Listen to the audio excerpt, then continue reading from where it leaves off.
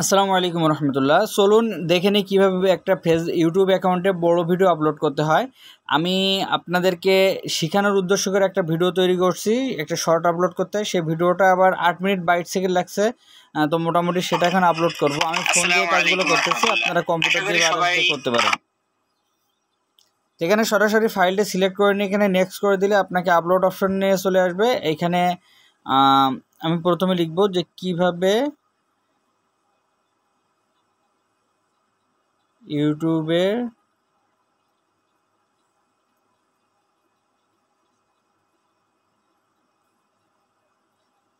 Shorts upload করতে হয়।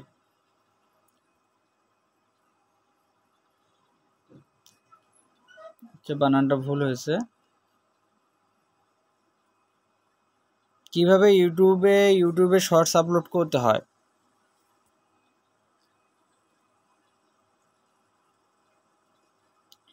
এক ভিডিওতে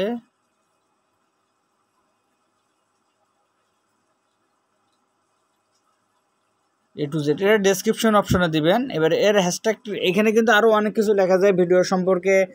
এই ভিডিওর মাধ্যমে কি কি শিখতে পারবেন, এই ভিডিওর মাধ্যমে কি কি করা যায়, বাট আমি ডেসক্রিপশনটা একটু শর্ট করতেছি, আমি খুব বেশি দেবো না। এখানে কিন্তু হ্যাশট্যাগটা এইখানে হ্যাশট্যাগ ব্যবহার করতে হবে, আপলোড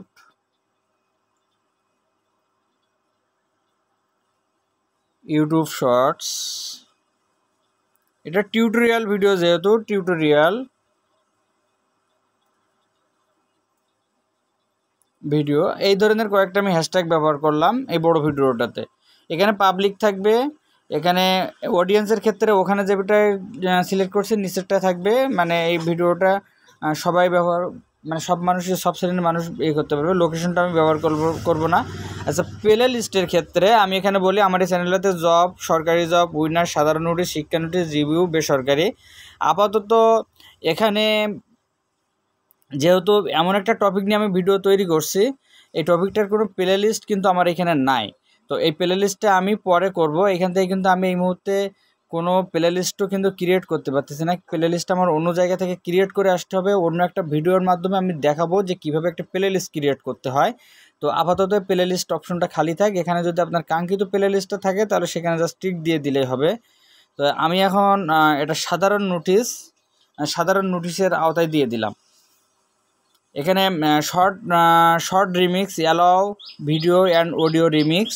তো এখানে অ্যালাউ ভিডিও মানে অন্য লোকেরা আমার এই কন্টেন্ট ব্যবহার করতে পারবে কিনা আমি এটা অনুমতি দিয়ে রাখলাম। আচ্ছা, এখানে অল্টারনেট কন্টেন্টে কিন্তু নো হবে। আগের ভিডিওটা যারা দেখছেন তারা আরও বিষয়টা ভালোভাবে বুঝতে পারছেন। আর এখানে কমেন্ট কিন্তু অন থাকবে এবং এটা মডারেশন থাকবে নান। তার মানে আপনার দর্শকরা সহজে আপনাকে করতে পারবে। এবার এখানে দিতে হবে আপনাকে একটা থাম্বনেইল। তো থাম্বনেইলটা আমি তৈরি করি নাই, আমি একটা থাম্বনেইল তৈরি করে আপনাদেরকে দেখাচ্ছি। আমি এখানে একটা নর্মাল তৈরি করে নিলাম, জাস্ট শুধুমাত্র আমার মোবাইল ফোন দিয়ে লিখেই। আপনারা এটা বিভিন্ন সফটওয়্যার দিয়ে এডিট করে কাজ করতে পারেন। আপনার থাম্বনেইলটা যত বেশি সুন্দর হবে তত বেশি কিন্তু ভিডিওতে আপলোড হওয়ার মানে ভিউ হওয়ার সম্ভাবনা বাড়বে। তো এখান থেকে আপলোড করে দিলাম, দ্যাটস এই কাজটা কিন্তু কমপ্লিট। তো আপনারা এই ভিডিওটাও কিন্তু এখন একটু পরে দেখতে পাবেন, এটা একদিন পরে আপলোড করা হবে। তো সবাই ভালো থাকবেন, সুস্থ থাকবেন।